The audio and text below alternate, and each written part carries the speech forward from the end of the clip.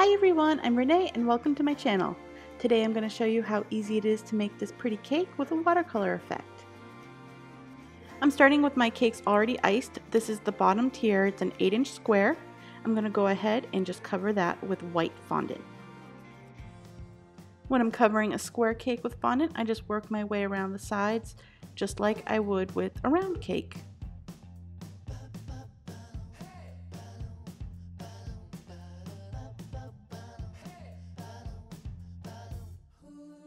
Make sure the fondant is nice and smooth so we have a nice surface to paint on.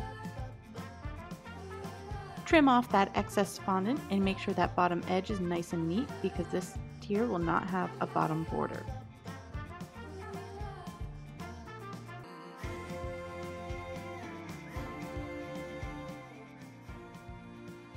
You want to let the fondant sit and crust over before painting it. In the meantime, we can get our food color paints ready. I'm going to pour out some high proof vodka into 3 little wells of my palette and mix in some gel color. This is a dusty pink and you want to just use just a little bit of the coloring.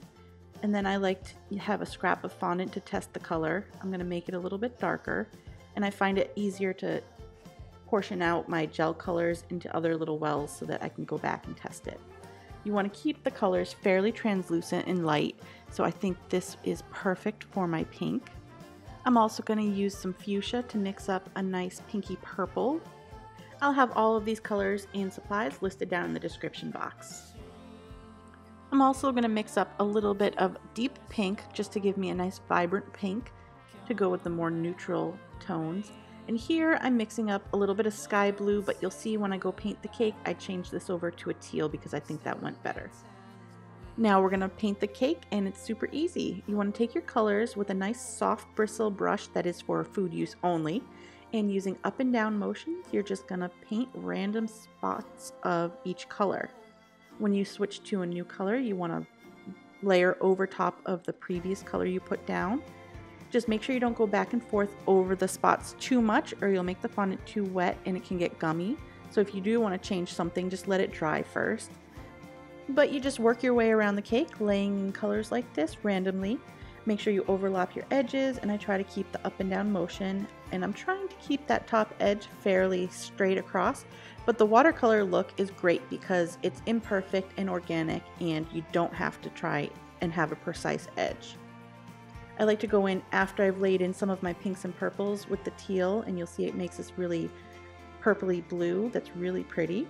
And I'm just going to work my way around randomly painting like this.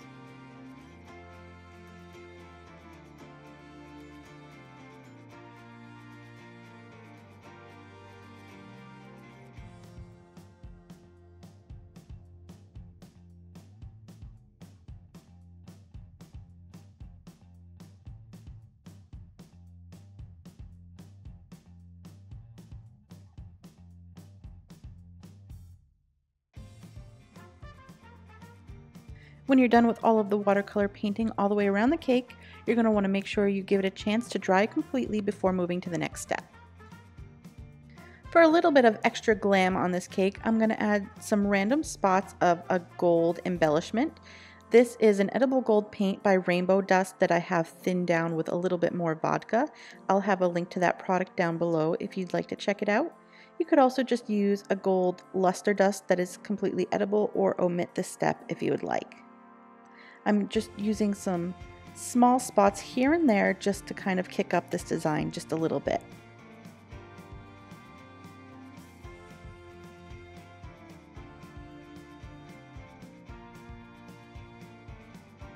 I'm using a light touch just so the gold doesn't look too heavy over the light watercolor painting. When you're done with the gold painting, you want to set this aside to dry completely before we add some more embellishment. While the bottom tier is drying, I am going to go ahead and work on the top tier. Here I have a 6-inch round which has already been covered with fondant, and that fondant has dried. I'm going to use the same colors and do the same random painting technique, and this time I'm only going about halfway up the cake and I'm going to leave a very jagged, irregular edge.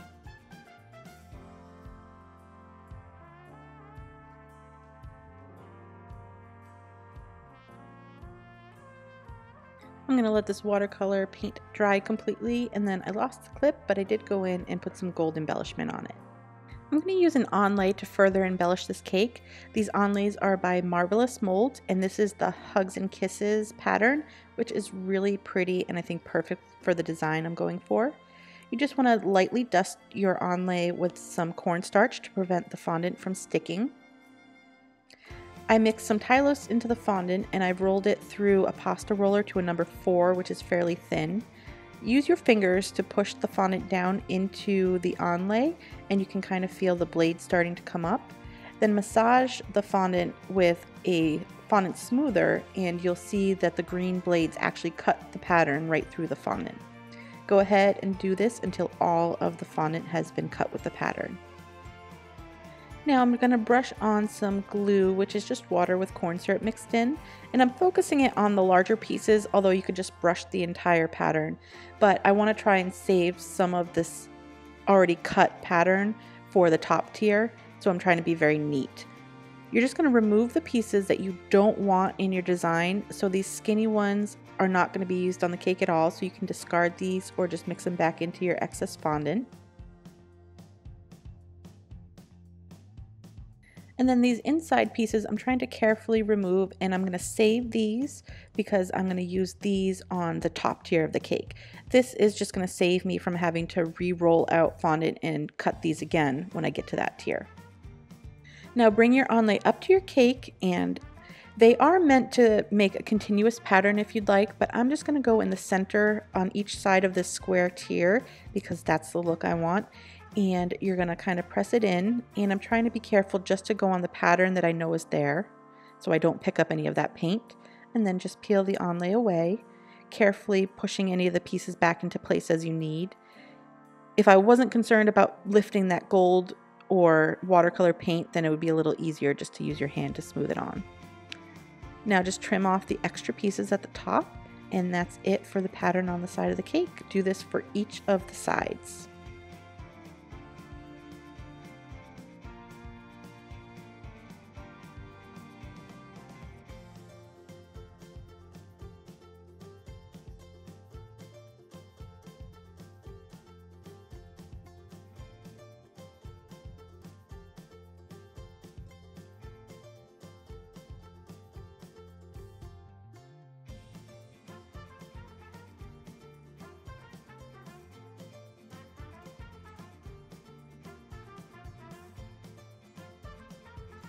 Now I'm going to stack my cakes. I'm using bubble tea straws as my support.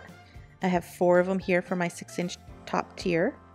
And then I'm using a little bit of white chocolate as glue. You could use royal icing or piping gel as well. And go ahead and pop that cake on right in the center. Use a little bit of water as glue. I'm going to paint just a little bit on right at the base of this tier. Then I'm adding a skinny rope as a border. I used an extruder to get this little rope, but you could roll it out by hand or just use a tiny ribbon of fondant as a border.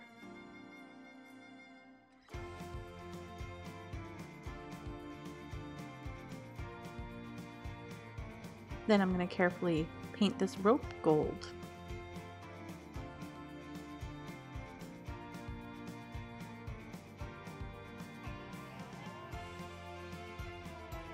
Using a little bit of water as glue, I'm going to take those onlay pieces that I had set aside and randomly add those around the top tier.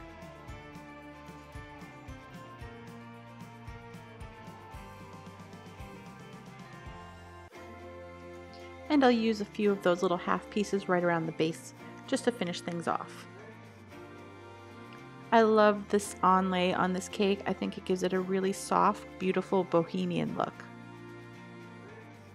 To complete this cake, I'm just going to add a couple of little groups of sweet peas, and I do have a video on how I made these up. I'll have that link down below. And I have these little bunches inserted into straws, which then go into the cake just so the wires do not touch the cake. And that's it for this beautiful watercolor cake.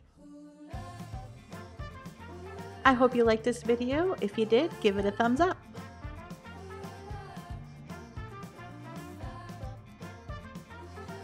Thanks for watching! Check out these other videos you might like, and don't forget to subscribe so you don't miss new videos.